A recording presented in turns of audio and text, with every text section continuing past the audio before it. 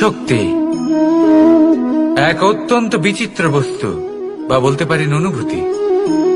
পিতা সবসময় চান যেন তিনি তার শক্তি পুত্রকে সঁপে দিতে পারেন, যাতে সে শক্তিশালী হয়, যাতে তার মঙ্গল হয়।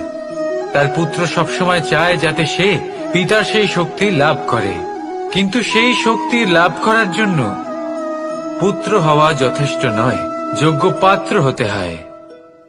আসুন আপনাকে সহজে বোঝাই। যদি আপনি সুপাত্র হন আর আপনাকে শক্তি দেওয়া হয়, তাহলে আপনি সেই শক্তির গুরুত্ব বুঝবেন, কোথায় সেই শক্তি প্রয়োগ করা উচিত সেটা বুঝবেন। আর এটা যেহেতু অর্জন করা শক্তি হবে, সেই শক্তির অপব্যবহার হবে না।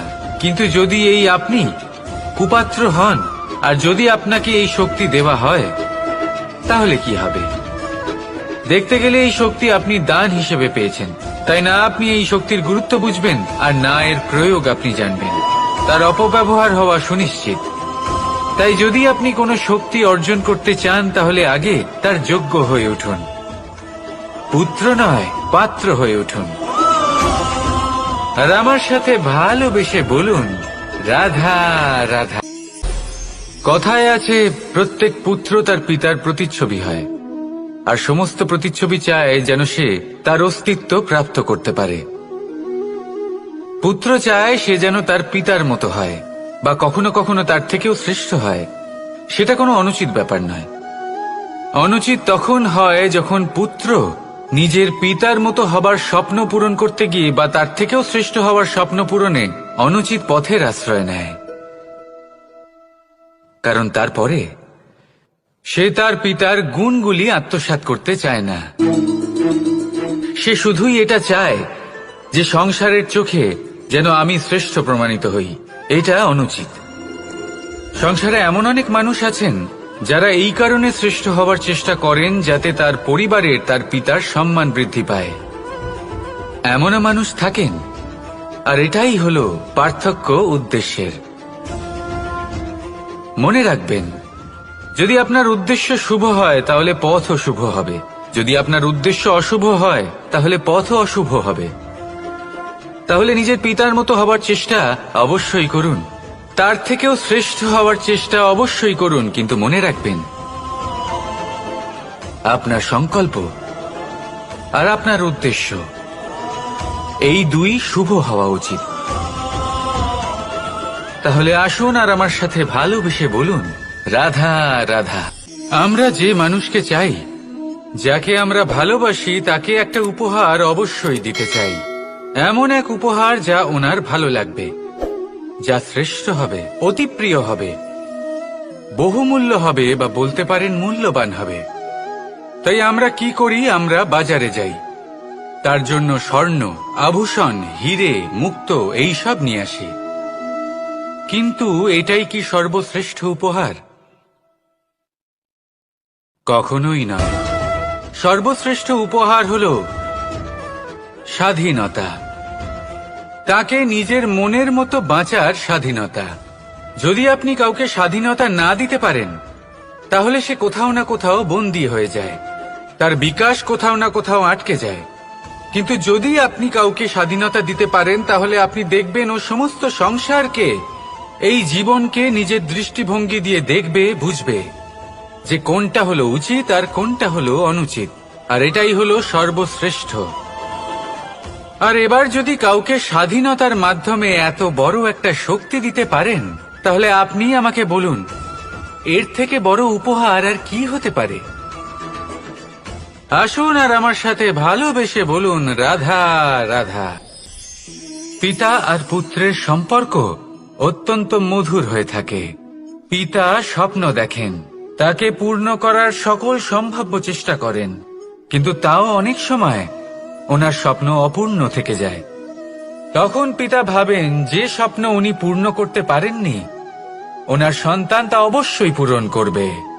যে স্থানে উনি কখনো পৌঁছতে পারেননি, সেই স্থানে ওনার পুত্র অবশ্যই পৌঁছবে। পিতা নিজের সন্তানের ভবিষ্যৎ নিয়ে সেই স্বপ্ন দেখেন, আর যখন সেই সন্তান সামনে এগোতে থাকে, তখন তার দুঃখ হয় না, বরং গর্ব হয়। ওনার ভালো লাগে এটা দেখে যে ওনার সন্তান অনেক উন্নতি করছে।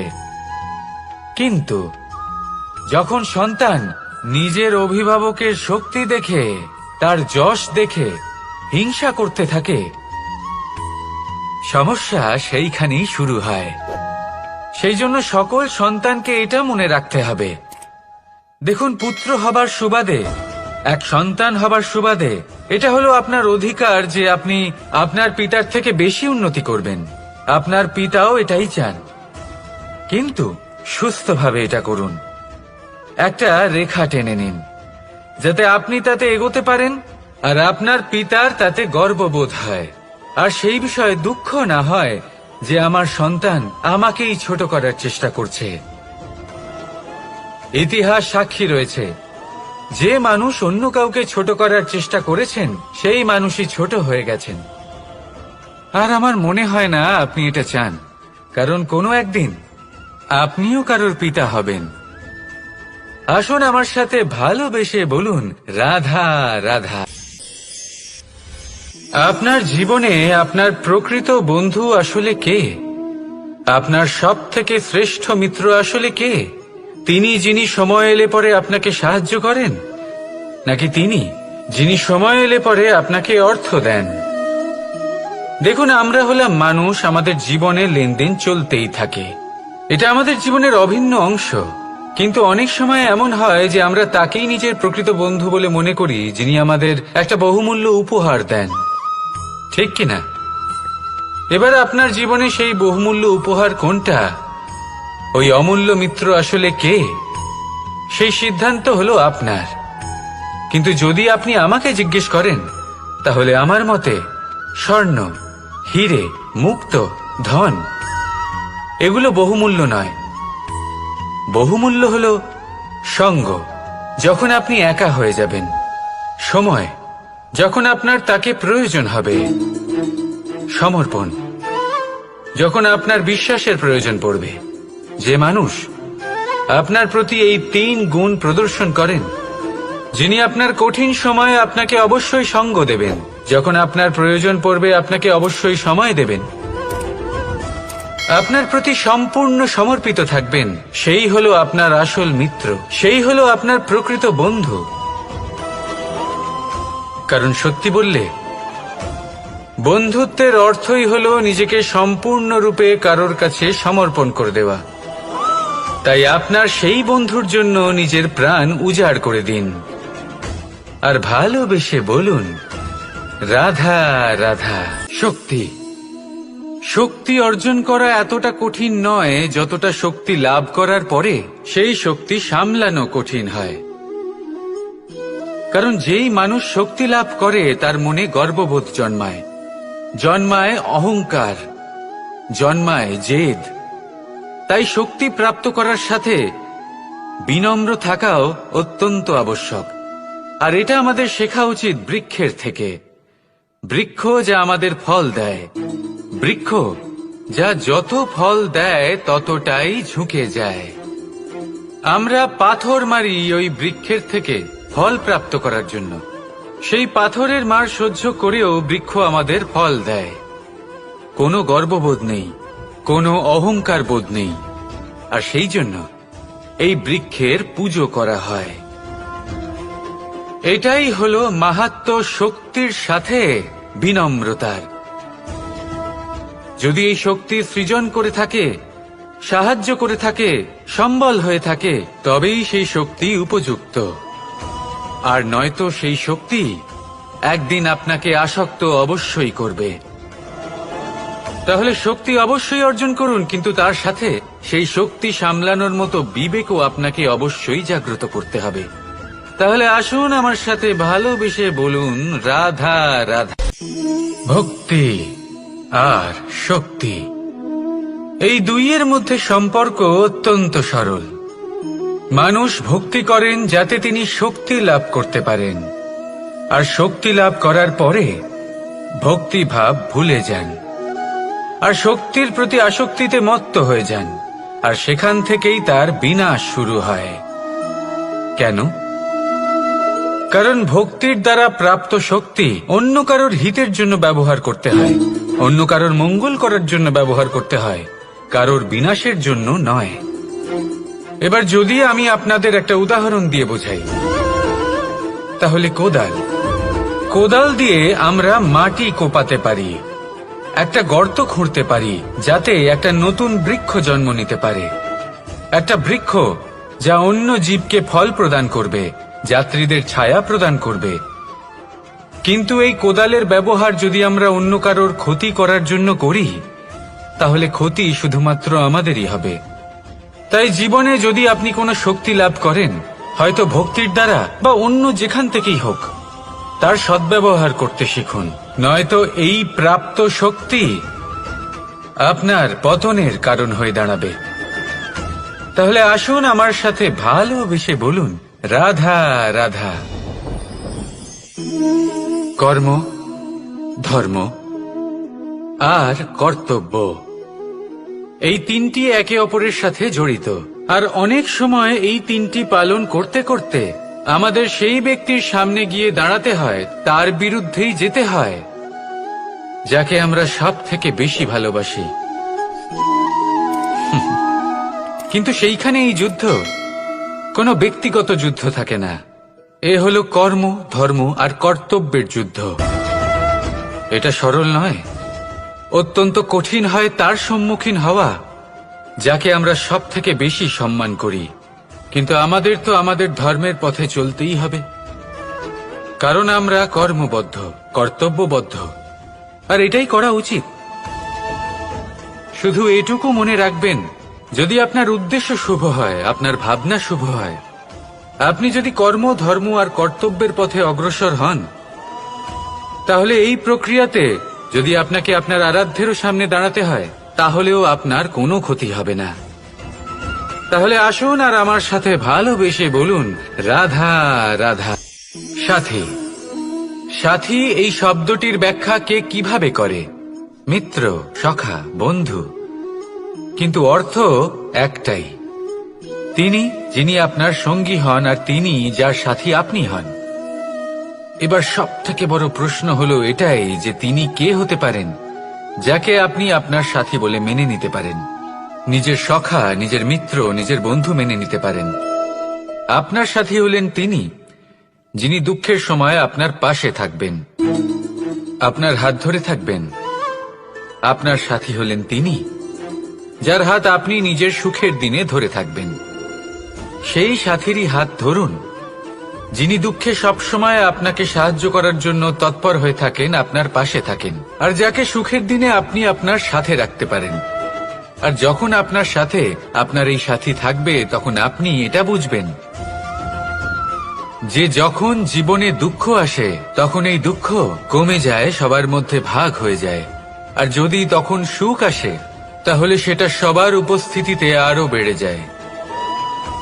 এটাই হলো প্রেম, এটাই হলো ভালোবাসা, এটাই হলো সঙ্গ, যেমন সম্পর্ক আমার আর রাধার মাঝে। তাহলে আসুন আর আমার সাথে ভালোবেসে বলুন, রাধা রাধা। মানুষ জীবনে তিনটে কাজ অবশ্যই করে থাকে, কিছু দান করে, কিছু গ্রহণ করে, আর কিছু ত্যাগ করে দেয়। এটাও ভাবতে থাকে যে এটা করলে কিভাবে করবে। দেবার জন্য পর্যাপ্ত ধন নেই, নেবার জন্য সংসারে অত স্নেহ নেই, আর ত্যাগ করার জন্য জীবনে এত সুখই নেই, তাহলে কিভাবে করবে?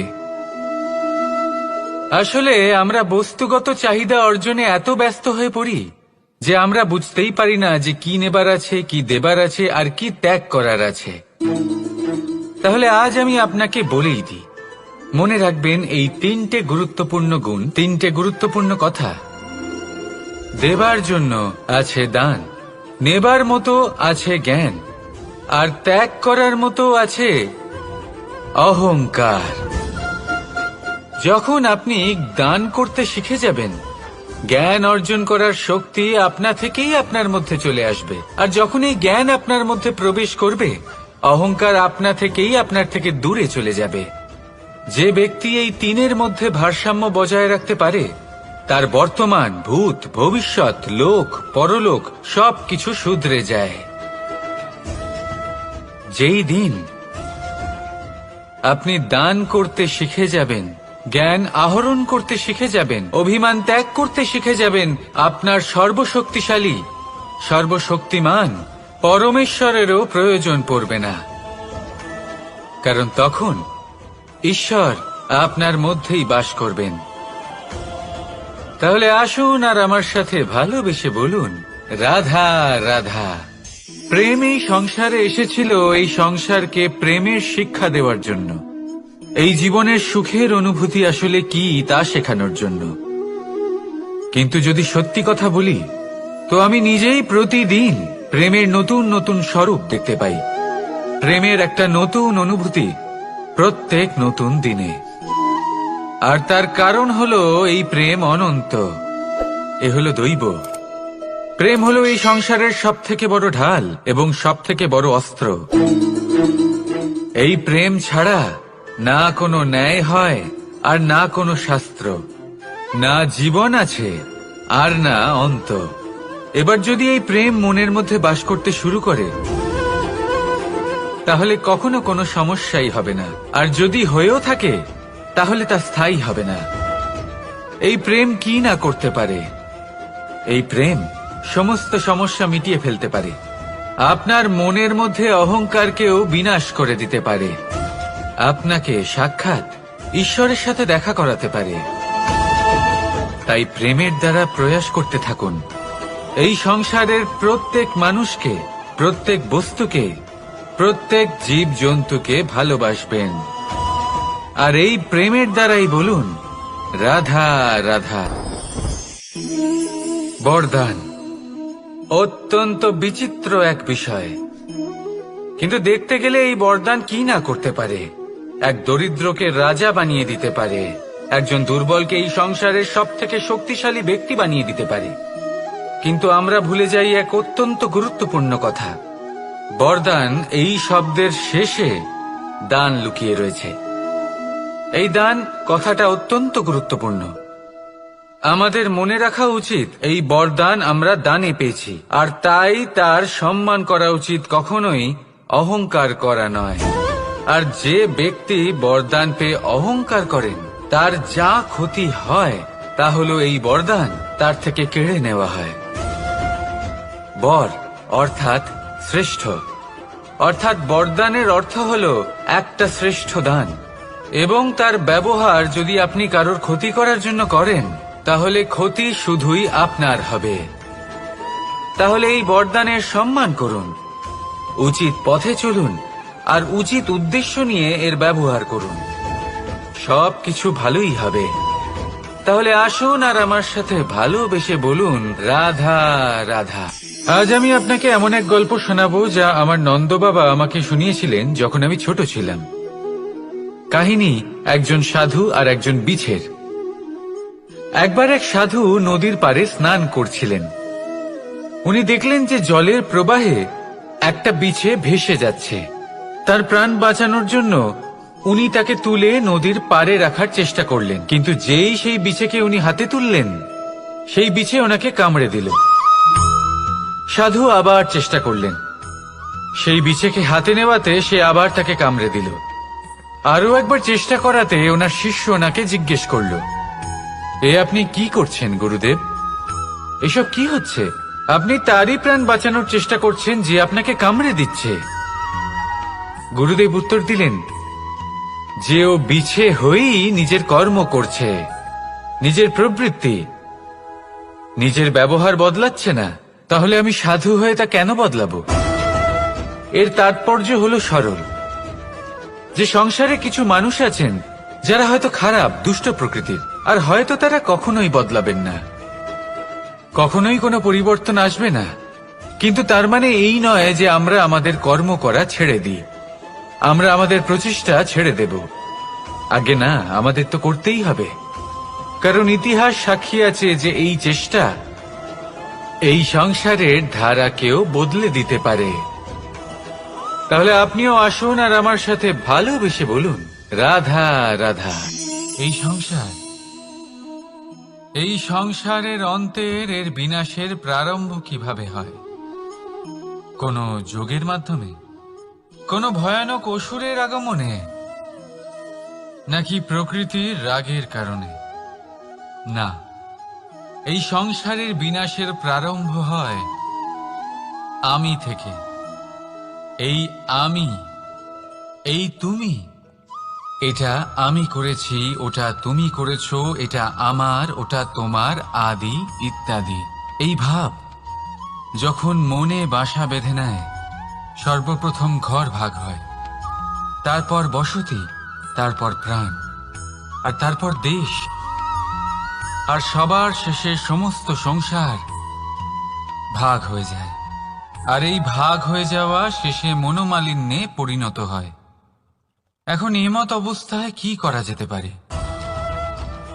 কিভাবে বাঁচা যায় এই পরিস্থিতির থেকে? কিভাবে দূরে থাকা যায় এই বিনাশের থেকে? উত্তর সেই একটাই, করুণা। একে অপরের দরকারগুলি বুঝুন, একে অপরের সমস্যাগুলি বুঝুন, একে অপরের দুঃখের সাথী হয়ে দাঁড়ান, একে অপরের সুখের ভাগীদার হন। আর শেষে যখন এই আমি আমরাতে পরিণত হবে, তখন এই বিনাশ নিজে থেকেই দূরে চলে যাবে। তাহলে আমরাতে বিশ্বাস করতে শিখুন, আর আমার সাথে ভালোবেসে বলুন, রাধা রাধা। এই মুদ্রা। এবারে ভাবুন, এটাই আমাদের জীবন, জীবনের সুখ আর দুঃখ। এই মুদ্রার, এই জীবনের দুটি দিক। কিন্তু যখনই আমরা ঈশ্বরের কাছে প্রার্থনা করি, তখনই আমরা সুখ চাই, আর সেই সুখ আসেও। আর যখনই সেই সুখ আসে, তখন ব্যক্তি সর্বপ্রথম তাকে ভুলে যায় যে দুঃখের সময় ওনার সাথে ছিলেন। আর এমত অবস্থায় উনি সাহায্য করেন না, উনি করেন উপকার। আর এই উপকারের বদলে মানুষের থেকে উনি নিজের জন্য শ্রদ্ধা চান। আর সেই শ্রদ্ধা, সেই চাহিদার কারণে উনি নিজেকে অন্যদের থেকে শ্রেষ্ঠ, অন্যদের থেকে ভিন্ন মনে করতে বিবশ হয়ে যান। আর আলাদা হবার কারণে তার মধ্যে জেগে ওঠে অহংকার, আর সেটাই হয় তার পতনের কারণ। এবার এতে কি করা যেতে পারে? কি চাওয়া যেতে পারে ঈশ্বরের কাছে? এই প্রশ্ন অবশ্যই মনে আসে। ঈশ্বরের কাছে চান সুখ, শুধুমাত্র ততটাই যাতে অহংকার না আসে, আর দুঃখ ততটাই যাতে শ্রদ্ধা না চলে যায়।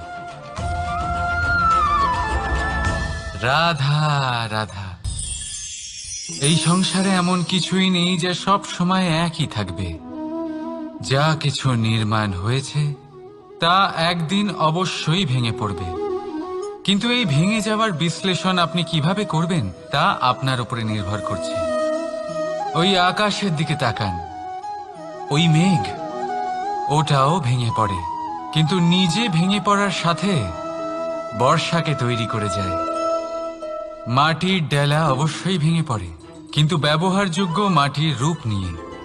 এই ধরিত্রীর বুকে কোনো এক বীজ যখন ভেঙে পড়ে, তখন ধরিত্রীর উপর এক বিশাল আকারের বৃক্ষ নির্মাণ করে। যদি জীবনে কিছু ভেঙে পড়ে, তাহলে নিরাশ হয়ে পড়বেন না, নিজের সাহস হারাবেন না। ধনাত্মক দৃষ্টিভঙ্গি দিয়ে দেখতে চেষ্টা করুন। মনে করুন, নিয়তি নিশ্চয়ই আপনার জন্য আরো ভালো কিছু ভেবে রেখেছে, যা ভবিষ্যতে আপনার প্রতীক্ষা করছে। ধনাত্মক চিন্তা ভাবনা করতে থাকুন, তারপর দেখবেন শ্রেষ্ঠ রচনা নিজেই তৈরি হবে। রাধা রাধা। চলতে থাকা, থেমে যাওয়া, বিশ্রাম নেওয়া, তারপর দম নিয়ে পুনরায় দাঁড়িয়ে পড়া, আর তারপর আবার সেই পথ চলা। এটা জীবনের অভিন্ন এক অঙ্গ, এটার থেকে আপনি পালাতে পারবেন না। কিন্তু এই অঙ্গকে আপনি নিজের জীবনে কিভাবে প্রয়োগ করবেন, কিভাবে তাকে কাজে লাগাবেন, সেই সিদ্ধান্ত আপনাকে নিতে হবে। যারা হেরে যান তারাও জীবনে থমকে যান, আবার যারা জেতেন তারাও দাঁড়িয়ে পড়েন। যারা হেরে যান তারা হাঁপিয়ে দাঁড়িয়ে পড়েন, যারা জিতে যান তারা দাঁড়িয়ে পড়েন সেই সর্বোচ্চ স্তরে পৌঁছে গিয়ে। এবার দাঁড়াতে তো আপনাকে হবেই, তা হতেই হবে। কিন্তু কখন কিভাবে দাঁড়াবেন, ক্লান্ত হয়ে নাকি সর্বোচ্চ স্তরে পৌঁছে গিয়ে, সেই সিদ্ধান্ত আপনার। অবশ্যই দাঁড়িয়ে পড়ুন, কিন্তু ক্লান্ত হয়ে নয়, কারণ আপনাকে পুনরায় দাঁড়িয়ে পড়তে হবে, পুনরায় যাত্রাপথে এগোতে হবে এবং সর্বোচ্চ স্তরে পৌঁছতেই হবে। রাধা রাধা। স্বপ্ন, আমরা জীবনে স্বপ্ন দেখতে থাকি, সেটা পূরণ করার পূর্ণ প্রয়াস করে থাকি। কিন্তু এই স্বপ্ন পূরণ না হওয়ার পরিস্থিতিতে আমরা ভেঙে পড়ি, ছিন্ন বিচ্ছিন্ন হই। আর তারপরেই বোঝা আমরা আগামী প্রজন্মের ওপর রীতিমতো চাপিয়ে দিই। আমরা এটাই মনে করি যে আমরা যেটা হতে পারিনি সেটা আমাদের সন্তান অবশ্যই হবে। আমরা যা কখনো পাইনি আমাদের সন্তান অবশ্যই তা পাবে।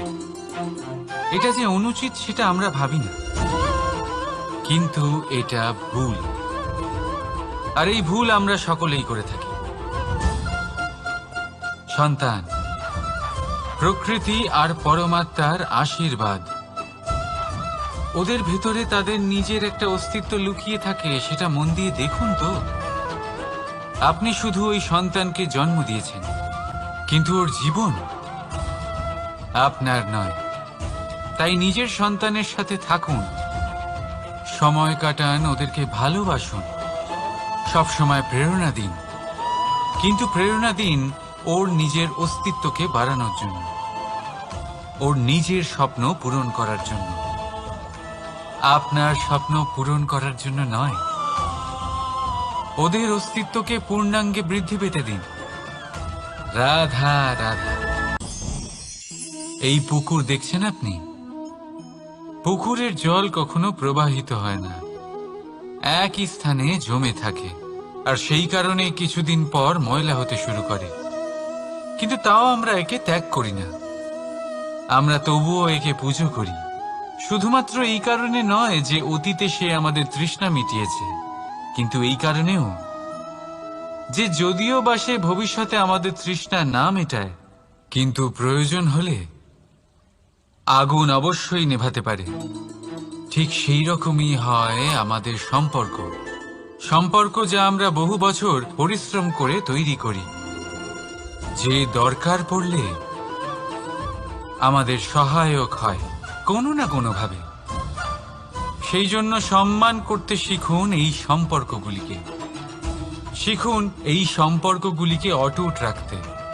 কথায় কথায় এই সম্পর্কগুলিকে ভেঙে দিতে শিখবেন না। রাধা রাধা। বিষ, এই শব্দটা শুনলেই মনে অনেক কল্পনা জন্ম নেয়। কল্পনা অসহ্যকর তিক্ততার, কল্পনা অত্যন্ত বেদনাদায়ক মৃত্যু। এবার যদি আপনাকে জিজ্ঞেস করা হয় যে সবচেয়ে বিষাক্ত বিষ কোনটা, তাহলে আপনি কি বলবেন? কেউ বলবে সর্পের বিষ, কেউ বলবে কাঁকড়া বিছের, কেউ বলবে কালকিউটের বিষ। কিন্তু না, এই সমস্ত রকম বিষ সেই বিষের সামনে টিকতে পারবে না যাকে আমরা বলে থাকি কানের মধ্যে ঢালা বিষ। শুনতে অত্যন্ত মিষ্টি, কিন্তু তিক্ততায় অত্যন্ত বিষাক্ত। পেটের মধ্যে যাওয়া এই বিষ শুধুমাত্র একটি মানুষের মৃত্যুর কারণ হয়, কেবল একটি। কিন্তু কানের মধ্যে ঢালা এই বিষ একাধিক সম্পর্কের নাশ করতে পারে। আর এটাতে সেই ব্যক্তির ভুল নেই যে আপনার কানে বিষ ভরেছে, আপনি তাকে দোষ দিতে পারেন না। এখানে দোষ আপনার নিজের, যে এই বিষকে আপনি নিজের উপরে প্রভাব ফেলতে দিয়েছেন, এই বিষকে সুযোগ দিয়েছেন আপনার ক্ষতি করতে। এটা আপনার ভুল। সেই জন্য কুমন্ত্রণায় কখনো কান দেবেন না। আপনার মনে ভালোবাসার দৃঢ়তা জাগিয়ে তুলুন আর নষ্ট করে দিন এই সংসারের সমস্ত বিষের প্রভাবকে। রাধা রাধা। জীবন, আমাদের এই জীবন সুখ আর দুঃখ, এই দুইয়ের মিশ্রণ। এদের সংমিশ্রণই জীবনের ভারসাম্য বজায় রাখে। এখন এই সুখ সুখ এমন এক বস্তু যাকে সবাই খুঁজে চলেছে। দুঃখ এমন এক অনুভূতি যা সবার কাছে আছে। আমাদের প্রত্যেকের জীবনে সুখ আর দুঃখ আসতে থাকবে আর যেতেও থাকবে। এটা অবশ্যই জীবনে থাকবে, কিন্তু সফলতা এটা সবার জীবনে আসে না। কেন? কারণ এই সফলতা সুখ আর দুঃখের দ্বারা প্রাপ্ত হয় না। সফলতা প্রাপ্ত হয় নিজের উপরে বিশ্বাস করতে থাকলে।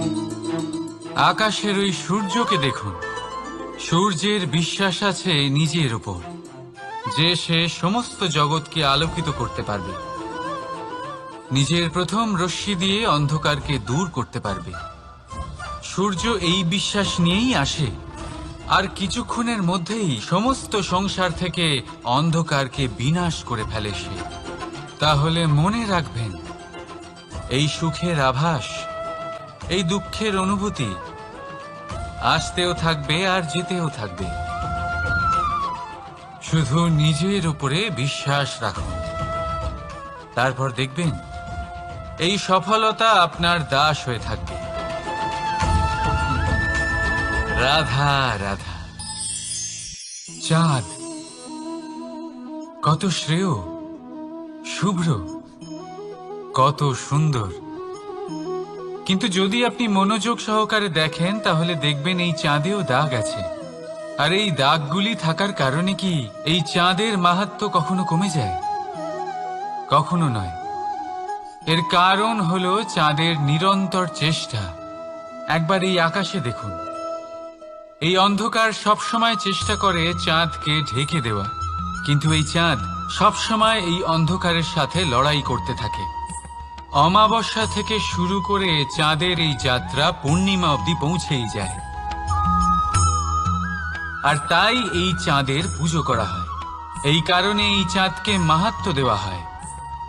এইভাবেই যদি আপনার মধ্যে কোনো দোষ থাকে, কোনো খারাপ কিছু থাকে, তাহলে সেটা কোনো বড় ব্যাপার নয়। চেষ্টা করুন সেটাকে শুধরে নেওয়ার, কিন্তু সেই কারণে নিজেকে খারাপ মনে করা এটা অনুচিত। নিজের ভুলগুলো, নিজের দোষগুলো, নিজের খারাপ দিকের কথা ভুলে আপনি এই সংসারের ভালোর দিকে প্রস্থান করেই দেখুন না। আপনি দেখবেন আপনার অন্তরের তেজ ঠিকরে বেরোচ্ছে। রাধা রাধা। এই পিঁপড়েদের দেখছেন আপনি? সবাই একই রকমের। এদের মধ্যে তফাৎ খুঁজে বার করা অসম্ভব। মনে হয় যেন ওদের আলাদা আলাদা অস্তিত্বই নেই। কিন্তু যদি আপনি মন দিয়ে দেখেন তাহলে দেখবেন প্রতিটা পিঁপড়ের আলাদা কাজ নির্ধারিত।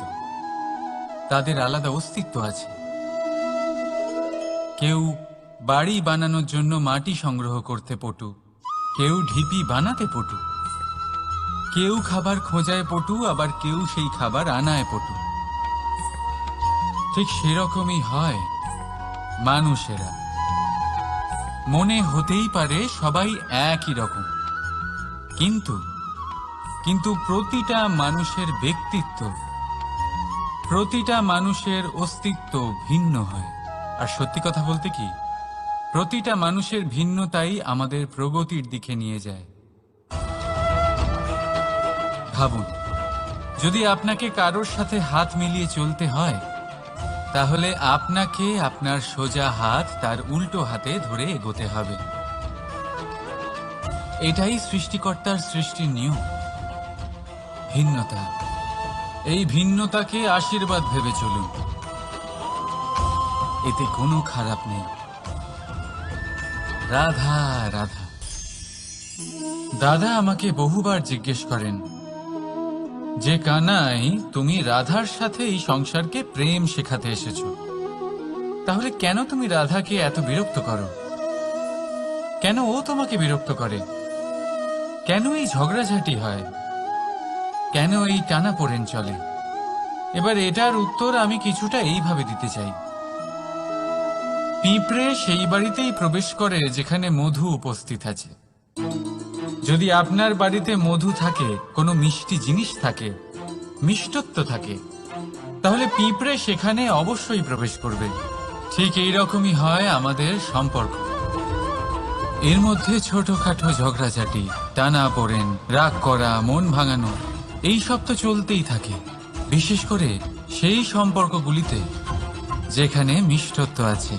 মনে রাখবেন, যেই সম্পর্কে কোনো খুনসুটি নেই, রাগ করা, মান ভাঙানো নেই, কোনো ছোটখাটো ঝগড়াঝাটি নেই, সেই সম্পর্ক শুধুমাত্র মস্তিষ্ক দিয়ে পালন করা হচ্ছে, মন থেকে নয়। তাই মন থেকে ভালোবাসতে শিখুন। আর এই ছোটখাটো ঝগড়াঝাটির, এই অম্ল মধুর খুনসুটির আনন্দ উপভোগ করুন, কারণ এতেও ভালোবাসা আছে। রাধা রাধা। এই পুস্তক বড়ই কাজের জিনিস। কাহিনী হোক, কবিতা হোক, স্মৃতি হোক, এতে যাই লিখে দেবেন তা ভবিষ্যতের পুঁজি হয়ে যাবে। কিন্তু যদি কখনো এমন হয় যে এই পুস্তক ময়লা হয়ে যায়, বা যদি কোনো পাতায় আপনি ভুল করে কালি ফেলে দেন, বা কোনো বাক্য লিখতে গিয়ে আপনি ভুল করে ফেলেন, তাহলে আপনি কি করেন? সেই পুস্তক কি আপনি তুলে ফেলে দেন? না, তাই তো। শুধু একটা পাতা ছিঁড়ে ফেলেন, যাতে সেই পুস্তক সঠিক থাকে, সুন্দর হয়ে ওঠে। এই পুস্তকের মতোই হয় আমাদের সম্পর্ক। তার সেই এক পাতা, একটা ভুল। তাই যে কোনো সম্পর্কে যদি কারোর কোনো ভুল হয়ে গিয়ে থাকে, তাহলে সেই ভুলকে সম্পর্ক থেকে দূরে করা সঠিক হবে। সেই ভুলকে ভুলে যাওয়াই সঠিক হবে। সেই সম্পর্ক ভাঙা নয়, সেই সম্পর্ক সামলে রাখুন। কারণ ভুল তো সবার দ্বারা হয়। যদি এরকম করেন, তবেই জীবনরূপী পুস্তক আরো সুন্দর হয়ে উঠবে। একে অপরকে ক্ষমা করতে শিখুন। একে অপরের ভুলকে ভুলে যেতে শিখুন। তারপর দেখবেন এই জীবনে আরো আনন্দ আসবে, আর এই সম্পর্ক নিঃশ্বাস নিতে থাকবে। রাধা রাধা।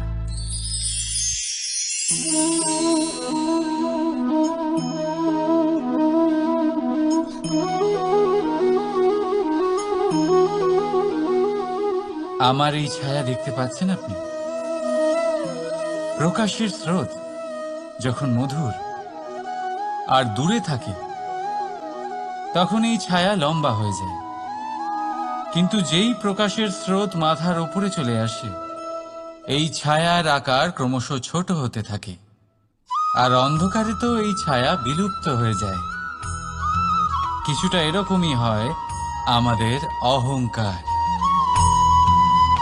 সুখের আগমন হলে, বৈভবের উপলব্ধিতে এটা বাড়তে থাকে। কিন্তু যেই সংকটের তাপ বেড়ে ওঠে, অহংকার ছোট হতে থাকে। আর যখন সংকটের এই অন্ধকার আমাদের চারিদিক থেকে ঘিরে ধরে, তখন এই অহংকার আমাদের ছায়ার মতোই বিলুপ্ত হয়ে যায়। তাই সেই কারণে আপনার জীবন নয়, এই আত্মসম্মান নয়,